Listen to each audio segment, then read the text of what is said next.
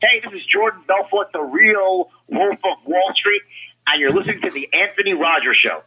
Welcome back to the greatest show in the universe. On the line, we have Mary Moody, a huge porn star, Penthouse Pet, most famously known as a Camgirl right now, with a huge following on social media. How are you doing? I'm awesome. How are you doing? Pretty good. I feel like we already did this without recording, right? Like it's a weird, like the second hello of the show. It's okay. It's great to be here. Oh, thank you. I appreciate it. So you were 2017 Penthouse Pet.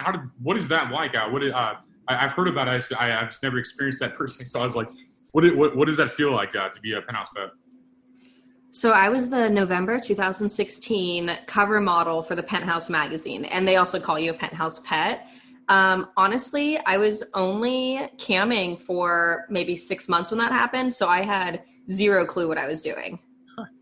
So I kind of lucked into it, to be honest. They picked me off Twitter, invited me to LA to shoot for the cover, shot for the cover, went home, had no idea, the significance of it at the time.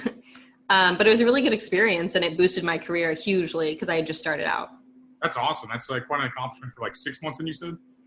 Let me think. I started camming in March. So March, April, May, June, July, August, September, October, November. 8 months. But I shot it in October, so 7 months into my career. That's great. That's a great start. Yeah, I wasn't prepared at all. That's awesome. So you found out later what that entailed more so? You weren't a person that was like, I want to be a Penthouse Pet. Like it happened, and then you're like, okay, this is kind of what it is more so? I had heard of it. Like when they said Penthouse Pet, I was like, oh yeah, that's like a thing. But like I was thinking of like the magazines that like, people used to hide under their bed. Like I never thought about what that would mean for my career now. I thought it was awesome, but I just also didn't realize like how important that would be or how special it is or how hard it is to get for most people. I just like lucked into it and had no idea what I was doing when I first started. That's awesome. That's good. So what made you first start, I guess, or what got you into this more so as a career choice, I guess? Oh, it's always funny when people ask that because honestly, I just Googled how to make money at home. And a bunch of options came up, like all these, different businesses you can run yourself from home. But camming was one of those things that always came up. And I secretly researched it for like 2 years. And then one day, it was time to try it. That's definitely an original. I've never heard that story. I don't think interview on a porn star. Yeah. I've never heard that's interesting though. I do the same now for remote work sometimes, and I'm like, no, that makes sense. That's a cool. Yeah. What was that? So no, did you have like a following before this, or is this how you have a following, or more so, or were you in entertainment prior to this, or? No, I don't exist on the internet before I started sex work. I didn't know a single person in the industry. I'd never met a cam model, never met a sex worker that I knew that was a sex worker. And also the first account I made was my Chatterbait account as Mary Moody. What is Chatterbait actually? Like I'm kind of done with that. I'm like kind of stupid when it comes to things. So yeah. So Chatterbait, it stands for chat and masturbate, chatterbaiting. That's hilarious. Yeah. Okay. So basically, you know what a cam room is, cam model, the chat, how that all looks. Yeah. Oh, yeah. So basically I do several live streams a week from my house. I broadcast video and audio, and then everyone hangs out in my chat room with me, and they can tip me with tokens. So they buy a currency on the site, and then they can tip me with that, and I can cash that out as my paycheck. How old are you? I just turned 28. Okay, so you're familiar with like chat roulette, I guess? Is that kind of the same kind of thing? Like that I guess. Chat roulette. I never use that. I know what it is. Chatterbait would be. Have you watched Twitch? Yeah. Same thing. Literally the same thing. Okay. I use OBS as well. I use the same program. Like. You're smart. What's your IQ? Have you had your IQ tested? Isn't IQ not an accurate measurement of intelligence at all? I think that's real, but I was just wondering. It's like a rough estimate. Like if you're kind of smart, like you'll be above 100, I guess, or something. But no, you're right. I've never had like my intelligence tested, and also I don't think I would excel on an IQ test. I have ADHD. I'm super hyperactive. I'm just really good at the job I do. Yeah, I guess IQ is just like a perception. It's like the Einstein thing, yeah. like a fish's ability to climb a tree or something. It's just like one measurement. Yeah, I think a lot of people are really intelligent, even if they aren't necessarily like school smart or book smart. Like that doesn't mean you're not extremely intelligent. Yeah, what surprised me is like I think like during the Howard Stern generation of like interviewing porn stars, like I think he either downplayed porn stars' intelligence or like they just were stupid back in the day. But I don't know either way because I didn't live through that. But like now they seem like very intelligent. Like it still surprises me. Like your vocabulary. Like when I heard you talk, I'm I'm like, okay, this is like an intelligent person. And I'm always, even though I know that, I'm always surprised for some reason. Like, are a lot of people surprised by that, or is that just me? I think one thing to remember is if a really successful porn star is playing a dumb bimbo, it's an act. It's her marketing strategy. Being a bimbo is sexy and hot, and she's selling a fantasy. She's probably extremely intelligent. That's okay. Yeah, and you even have to be to even do half the things you do or that they do. I mean, to have the fan base, you almost have to be. You can't be an idiot and have a fan base, really. I don't think. I mean, I'm sure you could get pretty far, but you need to at least be able to, manage a business, which is not easy for most people. Right. And like I said, like pretty much every porn star is intelligent, but it still surprises me that you're okay. Like you sound like an educated person. Like it's interesting. Like I think it's a cool aspect. It's not an insult. I didn't mean it like it's. It can come across a little strange because when people are like, "Oh my God, I thought you'd be a fucking idiot," like it's a little rude. But I do think that. I'm like, you took that a lot better than I'd probably take that just hearing that. I'm like, that probably sounded like asshole-ish. Like, I didn't. Honestly, I'm used to it. And my strategy is always, if someone comes at me with like an ignorant opinion about sex work, that's okay. You don't learn about sex work in school. No one's teaching you this stuff. But it's an opportunity for me to kind of teach them a little bit, give them a better experience as sex workers, help them understand what it's like to be a sex worker. And then they walk away a better person. Yeah, and it's always weird that people would make fun of like sex workers or porn stars and like that. He's like the numbers on like Pornhub and stuff show that basically everybody watches porn. So it's almost like an insecurity thing. It's almost like, oh, you must be dumb because I'm insecure. Like more or less, like it seems like that to me. I do think a lot of people look down on sex work in general, and I mean our entire society is kind of built that way. It's hard to grow up in America without some sort of like bad opinion about sex workers because you're just surrounded by it. Yeah, but I'd like to see their search history before they make fun of you. I'd almost assume that most people, most men at least, I mean, I'm not ruling women out, but I say most men probably watch porn regularly probably without. Oh yeah, I call my haters my biggest fans. Like I call it hate jacking. Like they're hating me so hard, but like they're also just like jacking off so hard. They're like, oh, I fucking hate you so much, but they follow you everywhere. That's hilarious. Yeah, no, they're paying. Yeah. Like they don't understand like what they're doing. It does seem like an insecurity thing. It was like anybody could just be like, oh, I'm so smart, you're so dumb. It feels good, but it's not always accurate. It's usually never accurate, I'd say. Yeah, and as a sex worker on the internet, like I exist on the internet, I get a lot of weird stuff from people, and you kind of just got to roll with it and understand it's not about you, it's about them. Yeah, I guess so. Yeah, just like you're basically a psychiatrist. I have a psych degree. Yeah, I use it a lot. That's hilarious. Yeah, no, it basically the same things. Like what I found also, it's not like a lot of people that do this, they're probably just like lonely dudes or something. Like not all of them, but a lot of them probably just they don't know how to talk to people in real life or something potentially. I don't know. Yeah, I do see it. So I am like a pretty woman available at a chat room. So a lot of men who don't have a good chance to talk to women in their life, they might come to me. So it's best that I'm kind, generous, and educate them if they're willing, instead of being rude. I mean, they don't get the opportunity to learn from women, and I can be that opportunity for them, and a safe one because it's on the internet, Well, yeah, and then probably also that you probably teach them how to talk to women just in general, like yourself, or just women in general. Like once they have they put up their hours or whatever, the mock level perception of 10,000 hours. I mean, you pretty much become an expert in anything just by doing it over and over again. So I mean, I could definitely. I wonder how long it would take for my chat to talk to me for 10,000 hours. I'd have to figure out how many months of time that is, but yeah. I do try to help my chat. Yeah, I try to be educational and helpful to them. Yeah, I think the 10,000 hours thing was based on like the Beatles in Hamburg, Germany, of how long it took them to become like a band, basically, or something. That's like what his entire theory is based on. So it's loose, but it's interesting. Yeah, I've heard of that it takes 10,000 hours to become like an expert in something. Yeah, it was a best-selling book, so yeah, I guess everybody's probably heard of it. I guess I don't think I ever read it, but I definitely remember that being a thing like 10 years ago. yeah, it was 10 years. Yeah, it started off like the book. They basically talked about how the people today, like in America, we have a different kind of rich than we had in the past. Like it just starts off like I don't know why I'm bringing this up right now, but it's interesting. I thought. But it starts off like where most people that were rich like throughout time were like kings or queens or religious figures, but now like like people like us can actually make fortunes, and like we have the opportunity now, like where it wasn't before. We would just be peasants before, basically. Yeah, so sex work is often a marginalized group. A lot of people who enter sex work aren't rich or successful necessarily yet. So sex work can actually be an amazing bridge out of poverty into something a lot better. I definitely agree. And I think like what do you think the stigma comes from with the industry? Just lack of knowledge and security? Like, those are two stick out to me, but like, what do you think personally? Like, what is the stigma? Why do people talk to you differently? Honestly, I feel like stigma against sexual freedom or sexual expression has gone back to like when the Pilgrims landed on Plymouth Rock. Like, I don't think that's a recent problem. And I think it's like complex and long term. I'm not even sure where it could come from. I would probably blame religion, but I'm not an expert on religion. Yeah. So the only problem I would have is more or less like married men or something, like people that are in a committed relationship that the girl's not, if you're lying about it anyway, if you're open with it, whatever. But like, I think that's the only problem I would have with any kind of sex work. But outside of that, I don't really care. I think legalization of like in a wider scheme would basically just make it better tested and a more taken care of industry rather than just a black market industry, which it almost is a black market industry. Yeah, a lot of sex workers prefer decriminalization over legalization.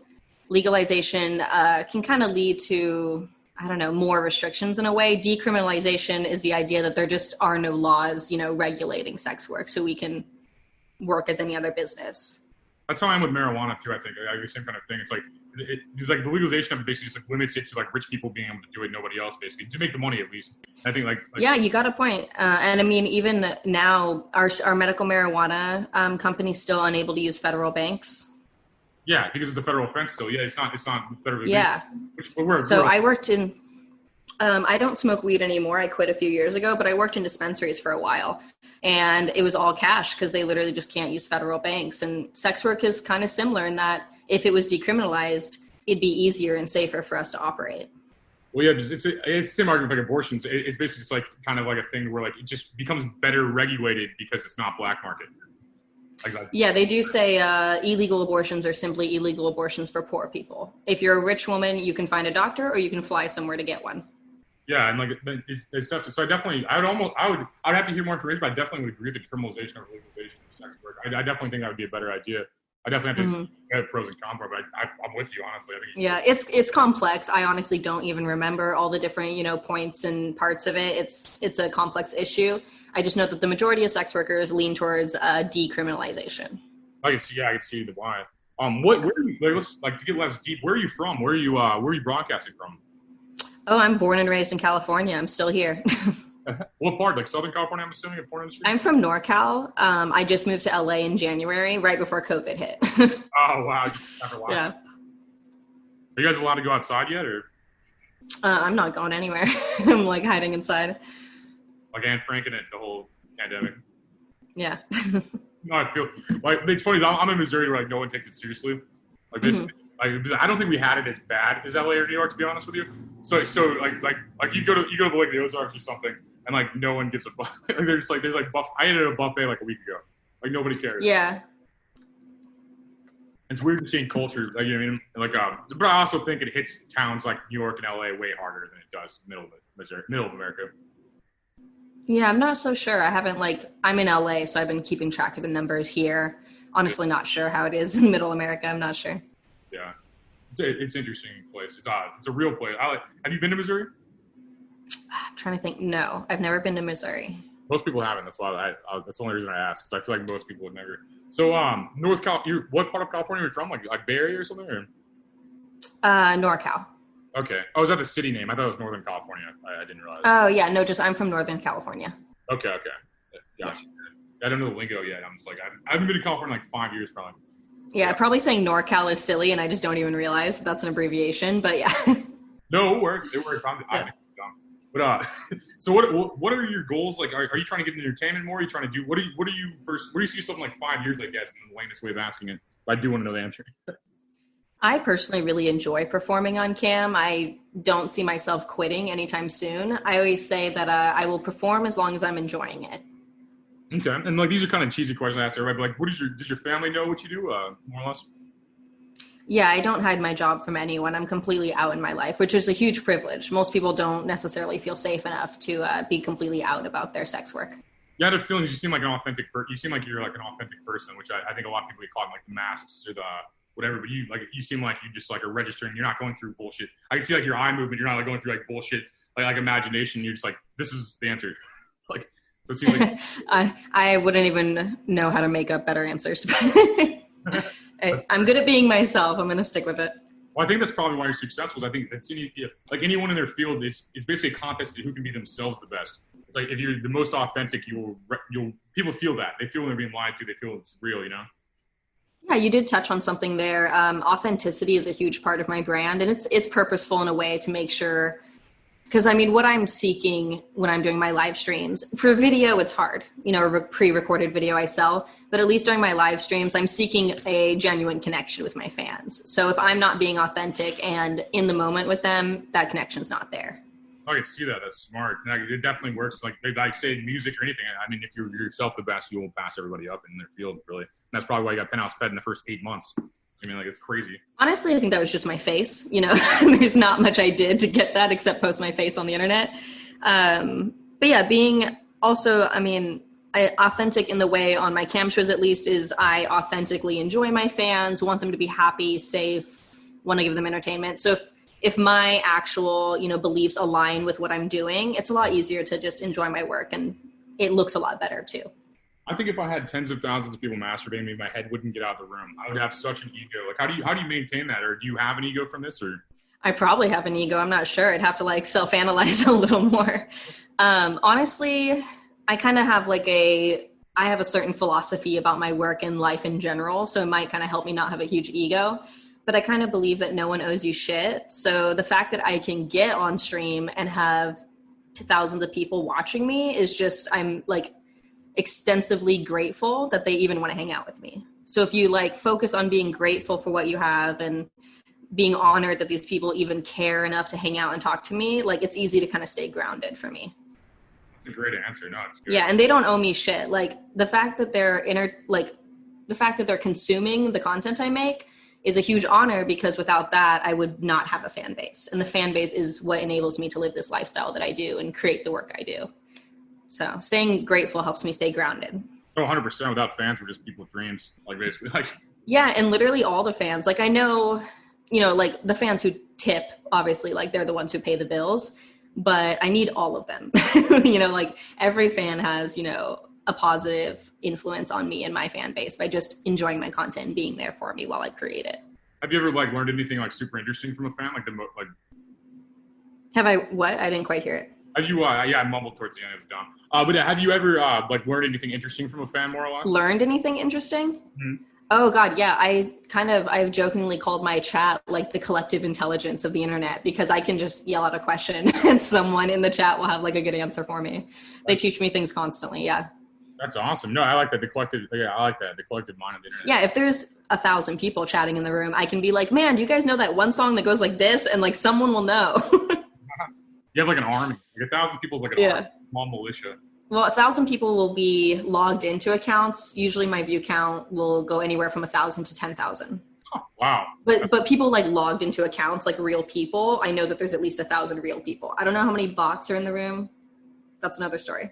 Yeah, the bot argument's weird, because I feel like what would be the purpose of somebody doing that to you other than yourself using bots? I mean, I feel like what would be the motivation for somebody using bots? Like, you don't know? No, that's what I'm asking.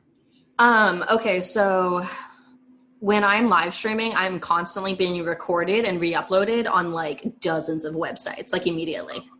So people put bots in. I don't know totally how bots work, to be honest, but they set up a bot, it records me, and then it like automatically uploads to whatever site, and then like, you know, they have advertisements on the site. So when guys search like Mary Moody cam recordings, like it'll pop up or whatever. Oh, okay. That makes way more sense for bots. I was like, what would be the motivation level? Like, I have heard of performers like using bots to elevate their accounts, but the site I use, Chatterbait, did a bunch of work over the last few years to kind of like not allow you to do that, I think. At least that's what they've been trying to do. Yeah, you just make less money. You look at all these fake fans, like, and then no one's paying you. Yeah, it seems weird. I mean, if the more people you have in your room, the higher you'll be on the front page. Chatterbait changed their algorithm so that bots don't qualify. Like, I have to have people logged in now to count for, like, you know, the algorithm on the front page. Like people do on Twitch, just to take over the video game's first page. Yeah, that makes sense. Okay. Yeah. I see that a lot. So, what kind of software do you use for? This is a nerd question. Do you use like Mac, Windows? What kind of software? Oh, fuck Mac. Mac is awful for streaming. Are you a Mac guy? Right now, yeah, I have a MacBook. Oh no. Maybe you'll survive. I don't know. I do not recommend Mac for streaming. A lot of cam models sex workers, whatever, will contact me and they'll have bought a MacBook Air with 2 ports. And then they'll need a webcam, a mic, their power supply, and an Ethernet cable with a dongle. And I'm like, you literally trashed this computer. Get a different one. Yeah, it is not ideal for streaming. Yeah, the Air is kind of blamed for anything. It's like a Chromebook or something. And a lot of people buy them because I've never had one, but I'm assuming they're cheap. So I have that issue a lot where models will be like, I can't stream in high quality. I'll ask them what they have, and it's a fucking MacBook Air. That's why, over and over again. I personally use a business class Lenovo laptop. I could build a whole desktop setup, but I like being able to be more portable. I use OBS software to kind of hook up all my stuff. OBS, have you ever used it? I'm not familiar, actually. I think it stands for Open Broadcasting Software. It's what Twitch people use too. Okay. I open a program, I input my camera and my mic, and then I can also put overlays on the screen and do all these things. And then it condenses my stream and sends it to Chatterbait or whatever. Okay, yeah, it's like a third-party company. Yeah, I know what you're talking about. It's really important. What was that? I do stream on Twitch sometimes, so I am familiar with a third-party software. That makes sense, kind of. Yeah, OBS is awesome, and I highly recommend it. Even if you're not doing something super high quality, it'll improve the quality of whatever you're doing. I like how we're talking software, but Howard Stern would be can you spell words? And you're actually you'd be you talk to porn stars in the past, you'd be really shitty interviews, I think. But we're actually talking just interesting to me. I don't know. It's a cool concept. Honestly, in order to be successful in my realm of online sex work, you kind of need to get ahead of everyone else and get noticed. There's no barrier to entry in this industry. So anyone can start with a cell phone, but to stand out on Chatterbait, my goal is to have the highest quality stream possible. That's good. Yeah. I just invested $8,000 in my camera that I used to stream. Oh, wow. Guys, I think today you have, because as an artist, you almost have to be 15 jobs. You have to be a manager, you have to be a tech person, you have to be your camera guy. Yeah, you have to have 17 jobs at once now. When the past you'd just be you'd be oh, I'm like a hot girl. Can you guys all work for me? Type thing. It's not necessary. Well, when I do professional porn, it's really I find it easier. It's not easier because I've had people say it's not easier. And I'm okay, for me, it's easier than producing my own content because I show up to set, they do my hair and makeup. I sit there whatever, and they put everything on me, and then I go perform. And then I leave and go home, and I don't edit anything, So I find that easier. Yeah, do everything. It makes it probably a lot easier. Yeah, most of my work is live streaming. I've been diving into creating my own content more this year because of COVID. I'm stuck at home. I might as well get better at it. But editing and producing your own content is a lot of fucking work. No, it is definitely. I definitely agree with that. So do you have any ambition to be in other films that are not pornographic, just mainstream movies or anything like that, in the future? I get a lot of low budget horror movie offers. They won't pay you, but they want to murder you on screen. I swear to God, I think it's a fetish. People will be I'm making this horror indie film. I really want you to be in it. I can't pay you, but it's going to be really good. And I'm no, this is a weird fetish. I get it so often. That's funny. I think it's so weird to me. I always say no. That's funny. It's funny. I think of the opposite ambition in both. That's just interesting. I had a feeling you didn't have an interest in that for some reason. That's why I asked the original question. But it makes, to me, as a filmmaker, it would make sense because, you have a fan base. So it wouldn't matter to me what you even do. You have a fan. If you were a fucking librarian with fucking, a fan base, I would be okay, you're going to be, it's just networking. You put, 15 people that have huge fan base together in a movie, and, hopefully it takes off if it's not a shitty movie, It's I feel that's kind of the concept people go for. Yeah, I have no desire to be in random low budget movies. Obviously if I got some amazing offer, I'd probably take it. But Brad Pitt's not calling me up to put me in his next movie or whatever. That's not happening. He's in a nursing home now, probably. But I don't even know what he's doing. That's the first name I thought of. I know, he branded himself so well. He's no, for sure. He's the movie guy. Yeah, no, I don't. But it's not some famous directors hitting me up. It's random dudes who want to make their very first movie, and I'm not down. Yeah, it's people pretend. Yeah, I feel there's a lot of fake photographers around here that do the same thing with models. Oh God, it's called guy with camera. So there's a fucking thing for it. There's a phrase. Beware what is it? GWC, guy with camera. Yeah, as a dude, I saw his hustle a million miles away because it'd be some 40-year-old fat guy with a ponytail, a less cool ponytail than mine. And it'd be oh my God, you just said ponytail and didn't realize you had one, huh? I know. I was oh my God. You're oh fuck, I can't roast myself right now. I'm like, yeah. No. Right now, I feel like that was let's not attack people's appearance though. That's not the thing for me. But okay, a lot of people will buy a camera and then contact all the sex workers they like, and it's not safe, and I don't recommend it for any model. Yeah, I think one of my uncles tries that. I like see the hustle a million miles away. I'm like, girls don't talk to you, so you pretend to be a photographer. I'm like, do they fall for that? Like, do they fucking fall for that? Like, I couldn't imagine falling for that. No, they don't fall for it. And I have a lot of people contact me who want to work, and I'm just picky. Like, I don't necessarily work for the money. Like, if a photographer wants to pay me, I can still say no because I care about the final result. But I do get a lot of offers, and it's just like, no, like, you're not a professional photographer. Yeah, it's like yeah, it's weird. But before we talk for like 9 more hours, you want to throw out social media and stuff, and we'll get out of here. Where can people follow you? Where can they find you? Stuff like that. Oh, yeah. So one of my favorite things to point out is that you can search Mary Moody on Pornhub and find a wide variety of free videos that I've uploaded. Bam. So that's number one right there. That's awesome. So you have a Twitter, Instagram you want people to follow you on or anything? Yeah, my Twitter is Miss Mary Moody, MISS, Mary Moody. My Instagram is Miss Moody Mary, and the username is stupid because I've been deleted like 5 times off Instagram. And you can't reuse your username if you get deleted for violating their rules. Yeah, I've noticed that. It's stupid. Well, thanks for coming on the show. Good luck in your career and stuff like that. And follow Mary Moody online, buy all of her things, and do that.